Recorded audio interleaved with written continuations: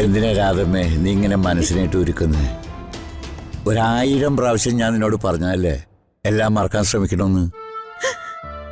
ആ രുക്മിണി അപ്പോഴേ പറഞ്ഞതാ പലഹാരങ്ങൾ കടയിൽ നിന്ന് അവള് വാങ്ങിച്ചോളാന്ന്. ഞാനാ പറഞ്ഞ് എന്റെ മോൾക്ക് ഞാൻ ഉണ്ടാക്കി കൊടുത്തോളാന്ന്. രാധമ്മ പറഞ്ഞത് രാധമ്മയുടെ സിൻസിയറിറ്റി, സ്വന്തം മകളോടുള്ള സ്നേഹം. എടീ നീ തെറ്റൊന്നും ചെയ്തിട്ടില്ലല്ലോ, പിന്നെ എന്തിനാ നീ ഇങ്ങനെ വിഷമിക്കണേ? അതല്ല, നമ്മളിങ്ങനെ എല്ലാം നഷ്ടപ്പെട്ട് ഈ ലോഡ്ജിൽ വന്ന് കിടക്കേണ്ടി വന്നില്ലേ? അതിന് കാരണക്കാരി ഞാനല്ലേ? അതിന് അമ്മ എന്ത് തെറ്റ് ചെയ്തു? എടേ, ഇതാ രുക്മിണിയുടെ ഒരു പ്ലാനായിരുന്നു. അതില് അവള് പെടുത്തിയത് നിന്നെ.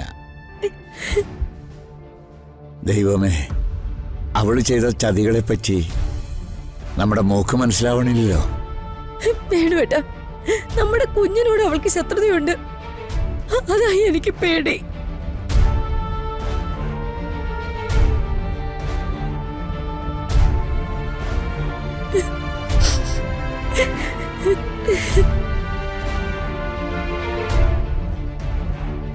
എന്താ ഇത് ഇങ്ങോട്ട് വിളിപ്പിച്ച? ഇവിടെ ആരുമില്ല, പറഞ്ഞോ. രാജു, ഞാനിപ്പോ ഒരു കാര്യം പറയും, അത് കേൾക്കണം. തിരിച്ചൊന്നും പറയരുത്. അങ്ങനെ പറഞ്ഞാൽ എങ്ങനെയാ? എനിക്കിഷ്ടമില്ലാത്ത ചില കാര്യങ്ങളുണ്ട്. ഋതു പറയുന്നത് അതാണെങ്കിലോ? എന്നോട് രാജുവിന് സ്നേഹമുണ്ടോ? അതെന്ത് ചോദ്യാ? ഋതുവിനോട് എനിക്ക് സ്നേഹമില്ലാന്ന് ഋതുവിന് പോലും പറയാൻ പറ്റില്ല. ആ, സ്നേഹം ഉണ്ടെന്ന് എനിക്കറിയാം. അതുകൊണ്ട് ഞാൻ പറയുക, കേട്ടേ പറ്റൂ. പറയ്.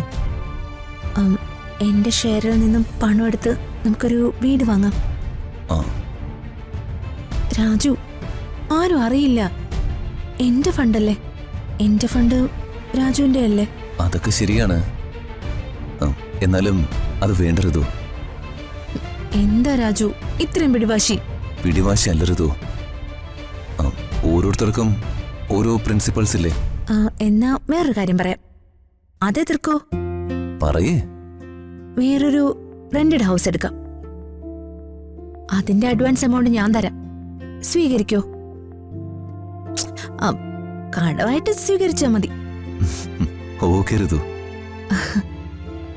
പിന്നെ രാജു, അങ്കിളിനെ രാധമ്മയും ഇങ്ങനെ ഈ ലോഡ്ജില് കിടത്താൻ പറ്റില്ല. എന്തായാലും അവര് നമ്മുടെ അച്ഛനും അമ്മയല്ലേ. ഋതു പറയുന്നത് പോലെ ഞാൻ ചെയ്യാം. സമ്മതിച്ചിരിക്കുന്നു.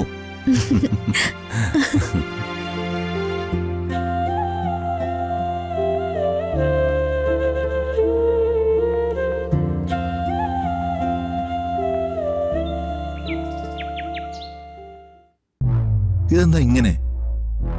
നമ്മളൊക്കെ അവർക്ക് അന്യരായോ? രാജു വലിയ അഭിമാനിയാ. അത് പോട്ടെ, ഋതുമോക്കെങ്കിലും ഒന്ന് വിളിച്ചു പറഞ്ഞുകൂടായിരുന്നു? ഈ കാണുന്ന സ്വത്തുക്കളെല്ലാം ഉള്ള കുട്ടിയാ. ഭർത്താവിനും കുടുംബത്തോടൊപ്പം കണ്ട ലോഡ്ജിൽ പോയി കിടക്കുന്നത്. സൂര്യമുഖത്തെ അമ്മ അറിഞ്ഞ ഇത് സഹിക്കോ? അല്ല, യാമിനി എങ്ങനെ അറിഞ്ഞത്? എന്റെ ഒരു ഫ്രണ്ട് വിളിച്ചു പറഞ്ഞാ ഞാൻ അറിഞ്ഞ്.